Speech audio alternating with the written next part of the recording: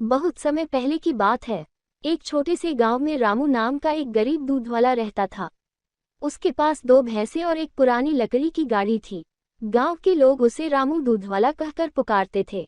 रामू बहुत ईमानदार, मेहनती और दयालु था, लेकिन उसकी गरीबी इतनी गहरी थी कि वह हर रोज 2 जून की रोटी जुटाने में ही मुश्किल से सफल हो पाता था। संघर्ष भरा जीवन। रामू सुबह तड़के उठता, अपनी भैंसों को चारा डालता, उनका दूध निकालता और फिर घड़े में भरकर साइकिल पर गांव-गांव बेचने निकल जाता। हर घर तक दूध पहुंचाना उसके लिए आसान काम नहीं था।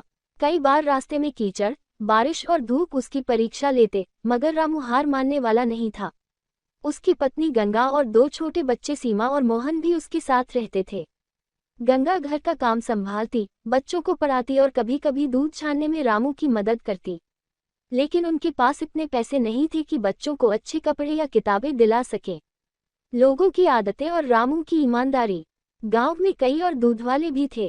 कुछ दूध में पानी मिला देते ताकि ज्यादा पैसा कमा सके, मगर रामू कभी भी धोखा नहीं देता था।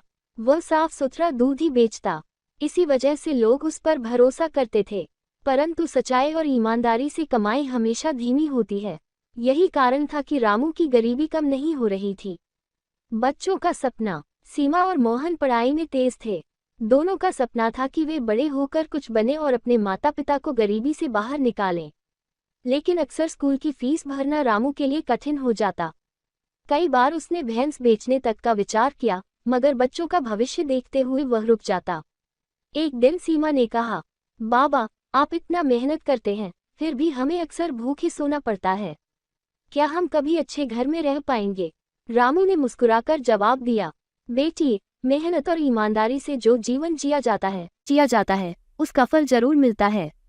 धैर्य रखो, एक दिन सब ठीक होगा। कठिन परीक्षा। एक बार अकाल पड़ गया। बारिश न होने की वजह से चारे की कमी हो गई। रामू की भैंसें कमजोर हो गई और दूध कम देने लगी। अब उसकी आमदनी आधी रह गई। घर का खर्चा चलाना और भी मुश्किल हो गया। कई दिन तो ऐसा होता कि गंगा बच्चों को खुद भूखी रहकर खाना खिला देती। गांव के लोग अब भी दूध चाहते थे, लेकिन रामू के पास उतना दूध नहीं था कि सबकी जरूरत पूरी कर सके। कुछ लोग नाराज हुए और दूसरे दूध वालों से दूध लेने लगे। निर्णायक मोड़। एक दिन शहर से एक अमीर व्यापारी गांव आया। उसे रोजाना बहुत मात्रा में शुद्ध दूध चाहिए था। उसने पूरे गांव में पूछा कि कौन भरोसेमंद दूध वाला है। सबकी जबान पर एक ही नाम था, रामू दूध वाला। व्यापारी ने रामू से मुलाकात की और बोला, मुझे रोज 20 लीटर दूध चाहिए, क्या तुम दे सकते हो? और हाँ, दूध शुद्ध होना चाहिए, उसमें जरा भी मिलावट नहीं चलेगी। रामू के लिए यह बहुत बड़ा मौका था, लेकिन उसके पास इतनी भैंसें नहीं थी। उसने ईमानदारी से कहा, साहब, मेरे पास 2 ही भैंसें हैं, रोज इतना दूध देना मेरे लिए संभव नहीं है। लेकिन अगर आप थोड़ा समय दें तो मैं और भैंसें खरीद कर आपकी जरूरत पूरी कर सकता हूँ।